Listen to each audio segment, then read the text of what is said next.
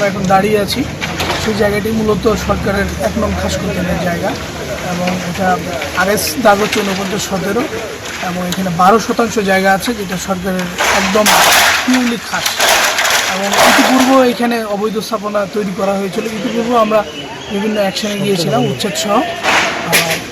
নতুন করে আবার এই ঈদের ছুটি চলাকালীন একটি গোষ্ঠী এখানে স্থাপনা তৈরি করছিল। সেই সংবাদের ভিত্তিতে আমরা এখানে আজকে এসেছি এবং এখানে দুটো টিন শেড পেয়েছি। টিন শেড সহ কিছু ওয়ালের মতো স্থাপনা পেয়েছি।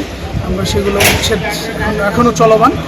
আমরা এখানে উচ্ছেদ সম্পূর্ণ করে এখানে কত লক্ষ টাকা বা কত কোটি টাকা এখানে 12 শতক জায়গা হিসাবে আমি যদি বাজার মূল্য হিসাব করি সেক্ষেত্রে 3 কোটি বা 3 কোটি প্লাস মাইনাস হতে পারে।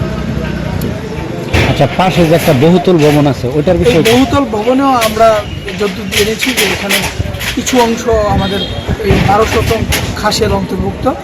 আমরা এই ভবন মালিককে আজকেই একটা নোটিশ পাঠাবো এবং উনি যদি 7 দিনের মধ্যে এই স্থাপনার আমাদের যতটুকু অংশ ততটুকু থেকে স্থাপনা অংশ অপসারণ না করেন আমরা নিজেরাই পরবর্তীতে উচ্ছেদ অভিযান পরিচালনা প্রবাসীর ভাষায় যখন মালিকের কাছে আমি 3 কোটি টাকা ক্রয় করছি, ক্রয় করার পরে মালিক আমাকে এখন আমার প্রশ্ন, মালিক আমাকে ভুল জায়গা বোঝায় দিচ্ছে। আমি কিন্তু চেক করলাম টাকা খরচ করছি, পুরোটা কিন্তু আমরা 2 হয়েছে।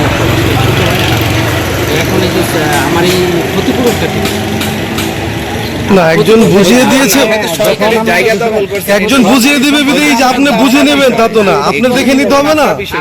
সরকারি ভূমি দখল করলেন। আমি বুঝতে পারতেছি, আমি বলতেছি এখন এই যে আমাকে যে ভুল জায়গা দিয়ে দিল, আপনার ক্ষতি